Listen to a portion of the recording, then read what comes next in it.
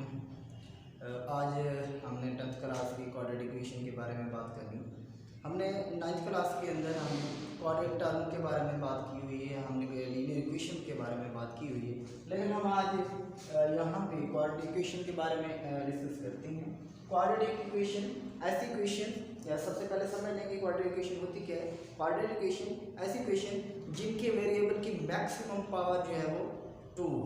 यानी पहले जो हम पढ़ते रहे हैं, हम मैक्सिमम पावर 1 वाली पढ़ते रहे हैं और जिसको लीनियर इक्वेशन कहते थे। अब हमने जो पढ़ना है उसको कहना है कि हमने क्वाड्रेटिक इक्वेशन इसलिए कहना है कि क्वाड का मतलब होता है 2, रेटिक टर्म, इक्वेशन का मतलब मसावात होती है। यानी इक्वेशन ऐसी इक्वेशन, ऐसी मसावात जिसकी मैक्सिमम पावर 2 हो, उससे ज़्यादा ना हो। आप अपनी बुक के फर्स्ट पेज के ऊपर जाके उसकी फर्स्ट लाइन देख सकते हैं, जो उसकी इक्वेशन की डेफिनेशन है। वहाँ पे यही कुछ लिखा हुआ है कि आपके ऐसा अननोन वेरिएबल जिसकी मैक्सिमम पावर 2 हो, इसकी मैक्सिमम पावर 2 से ज़्यादा ना हो, ऐसी इक्वेशन को क्वाड्रेटिक इक्वेशन कहते हैं। और उसकी जो स्टैंडर्ड फॉर्म होती है, क्वाड्रेटिक इक्वेशन की स्टैंडर्ड फॉर्म होती है वो होती है ax² plus bx plus c equal to 0। इस इक्वेशन को कहते हैं क्वाड्रेटिक इक्वेशन। क्यों? इसके अंदर देखिए आप, x एक अननोन वेरिएबल है और उसकी जो मैक्सिमम पावर है, यानी एक्सपोनेंट है या पावर भी बोलते हैं, वो क्या है? वो 2 है। इसलिए इसको कहते हैं क्वाड्रेटिक इक्वेशन। अब अगर हम कोई भी इसकी एग्जांपल दे सकते हैं, आप क्वाड्रेटिक इक्वेशन की एग्जांपल पे पूछना चाहे क्या एग्जांपल होती है, तो उसकी एग्जांपल के तौर पे आप कोई भी अपनी तरफ से 8x² plus 9x plus 10 equal to 0 आपकी क्वाड्रेटिक इक्वेशन है।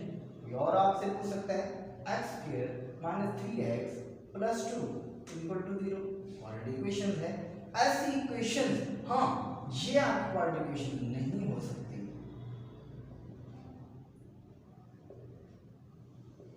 ये और बात है, ये जो मैंने इक्वेशन लिखी है ये रिड्यूसेबल क्वाड्रेटिक इक्वेशन हो सकती है, लेकिन क्वाड्रेटिक इक्वेशन नहीं हो सकती। यानी इस इक्वेशन को हम रिड्यूस करके क्वाड्रेटिक इक्वेशन के अंदर कन्वर्ट कर सकते हैं, लेकिन डायरेक्ट इसको क्वाड्रेटिक इक्वेशन नहीं कह सकते। क्यों?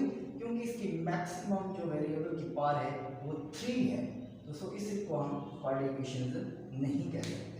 ये तो था क्वाड्रेटिक इक्वेशन। अगर इसी क्वाड्रेटिक इक्वेशन के अंदर मैं देखूं, इसी क्वाड्रेटिक इक्वेशन के अंदर मैं इसका जो कोएफिशिएंट है, अब मैं बता दूं कोएफिशिएंट क्या होता है, कांस्टेंट क्या होता है। याद रखना, इस इक्वेशन में वेरिएबल के साथ जो भी कांस्टेंट, जो भी वैल्यू यूज हो रही होती है, जो भी नंबर यूज हो रहा होता है, वो आपका कोएफिशिएंट होता है। मतलब यहाँ पे a है और b जो है, ये दोनों कोएफिशिएंट हैं। क्यों? क्योंकि वो एक वेरिएबल के साथ आ रहे हैं। और फिर c जो है वो एक कांस्टेंट है, क्योंकि विदाउट वेरिएबल आ रहा है वो नंबर, लेकिन वो वेरिएबल के साथ नहीं है, इसलिए उसको हम कांस्टेंट कहेंगे। इस तरीके से ये हमारे क्वाड्रेटिक इक्वेशन की किस तरीके से बनती है। अब अगर मैं बात करूं कि यहाँ से क्वाड्रेटिक इक्वेशन से मैं लीनियर इक्वेशन कैसे हासिल कर सकता हूँ, क्वाड्रेटिक इक्वेशन से मैं लीनियर इक्वेशन भी हासिल कर सकता हूँ और क्वाड्रेटिक इक्वेशन से मैं प्योर क्वाड्रेटिक इक्वेशन भी हासिल कर सकता हूँ। तो फर्स्ट ऑफ ऑल मैं अगर a इज इक्वल टू 0 मैं पुट कर दूं, put a is equal to 0 किस में पुट करना है? इस इक्वेशन में। फर्स्ट मैं इस इक्वेशन का नाम मैं इक्वेशन नंबर 1 रख देता हूँ। Put a is equal to 0 in equation 1। तो फिर हमारे पास क्या बनेगा? अब देखें, अगर मैं इस इक्वेशन के अंदर क्वाड्रेटिक इक्वेशन के अंदर 0 पुट करता हूँ, a के अंदर 0 पुट करता हूँ, जब a x² के साथ मल्टीप्लाई होगा तो वो 0 हो जाएगा। इसका मतलब यहाँ से बच जाएगा bx plus c is equal to 0। अब ये इक्वेशन आप लोगों ने ऑलमोस्ट पढ़ी हुई है कि ऐसी इक्वेशन जिसके वेरिएबल की मैक्सिमम पावर 1 हो, उसको कहते हैं लीनियर इक्वेशन। इसको बोलेंगे लीनियर इक्वेशन। ये 9th क्लास के अंदर पहले आप लोग पढ़ चुके हैं लीनियर इक्वेशन।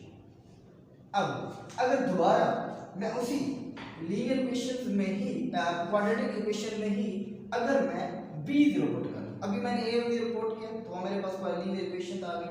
अब अगर मैं उसी इक्वेशन के अंदर b0 पुट करूं, यानी put b is equal to 0 in equation 1, तो वहां पे क्या बनेगा हमारे पास? आप देखिए, अगर मैं यहाँ पे b 0 पुट करता हूँ, जब b 0 पुट करूंगा तो मेरे पास ये वाली टर्म 0 हो जाएगी। अब मेरे पास क्या बचेगा? ax स्क्वायर प्लस c, मेरे पास आ जाएगा ax square plus c is equal to 0। अब इस इक्वेशन को कहते हैं प्योर क्वाड्रेटिक इक्वेशन। इस इक्वेशन को क्या कहते हैं? देखिए, ax square plus c is equal to 0, इसको कहते हैं प्योर क्वाड्रेटिक इक्वेशन। क्यों प्योर क्वाड्रेटिक इक्वेशन? इसलिए कहते हैं क्योंकि इसके अंदर जो टर्म यूज हुई है, एक एक्स स्क्वायर की यूज हुई है, दूसरी कांस्टेंट की यूज हुई है, यानी प्योर क्वाड्रेटिक टर्म यूज हुई है। यहाँ पे देख सकते हैं एक्स स्क्वायर है, एक्स नहीं है, यानी वेरिएबल्स जो आया वो एक्स स्क्वायर में आया, एक्स में नहीं आया, यानी इसकी जो मैक्सिमम पावर है तो 2 है, 1 नहीं है, इसलिए इसको प्योर कहते हैं, खालिस क्वाड्रेटिक इक्वेशन कहते हैं। अब ये आमतौर पे ये 70% चांसेस होते हैं, 75-80% चांसेस होते हैं इस क्वेश्चन के बोर्ड में आने के कि right any 2 pure quadratic equation. Just उनको लिखना होता है, आगे उनको एक्सप्लेन नहीं करना होता, तो उनको आप आराम से लिखा जा सकता है, जैसे कि मैं आपको लिख के दिखा भी सकता हूँ कि उनको लिखा जा सकता है। इसको कहते हैं प्योर क्वाड्रेटिक इक्वेशन। अब मैं प्योर क्वाड्रेटिक इक्वेशन की बात कर रहा था कि प्योर क्वाड्रेटिक इक्वेशन को लिखा कैसे जा सकता है। अब प्योर क्वाड्रेटिक इक्वेशन को देखिए, कोई भी आप x square minus 1 is equal to 0 pure quadratic equation है। आप प्योर लिख सकते हैं 5x square plus 100 is equal to 0, pure quadratic equation है। आप कुछ और लिख सकते हैं 100x square plus 5 is equal to 0, pure quadratic equation है। आप मतलब ये है कि उसके अंदर जस्ट x वाली ना हो, बाकी सारा आ जाए, उसको प्योर क्वाड्रेटिक इक्वेशन कहते हैं।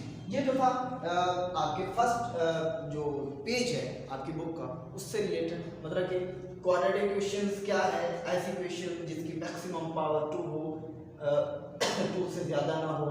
फिर वहाँ से हमने कहा जो x है ये अननोन है, x के साथ जो a b यूज हो रहा है वो x के कोएफिशिएंट हैं, और फिर ये b c क्या है वो एक कांस्टेंट है। फिर हमने कहा अगर इसी इक्वेशन के अंदर हम x स्क्वायर एक ही जगह पे 0 पुट कर दें तो हमें क्या बनेगा? हमने जब इसके कहा इसके अंदर अगर 0 पुट कर दें तो देखिए हमारे पास bx प्लस c हमारे पास आ जाएगा, जिसको हम लीनियर इक्वेशन बोलते हैं। अब लीनियर इक्वेशन जिसकी मैक्सिमम पावर, वेरिएबल की मैक्सिमम पावर 1 हो, और उसके बाद हमने क्या कहा अगर इसी इक्वेशन क्वाड्रेटिक के अंदर हम b को 0 पुट कर देते हैं, जब b को 0 पुट करते हैं तो हमारे पास x square plus c is equal to 0 आ जाता है। तो उसको हम क्या कहते हैं? उसको हम कहते हैं प्योर क्वाड्रेटिक इक्वेशन। अब प्योर क्वाड्रेटिक इक्वेशन की मैंने आपको एग्जांपल्स भी दी हैं कि प्योर क्वाड्रेटिक इक्वेशन की एग्जांपल क्या है, x स्क्वायर, कुछ भी, ये मैं अपनी तरफ से दिए, आप कुछ भी अपनी तरफ से दे सकते हैं। ये तो था कि क्वाड्रेटिक इक्वेशन और लीनियर इक्वेशन और प्योर क्वाड्रेटिक इक्वेशन, ये था हमारा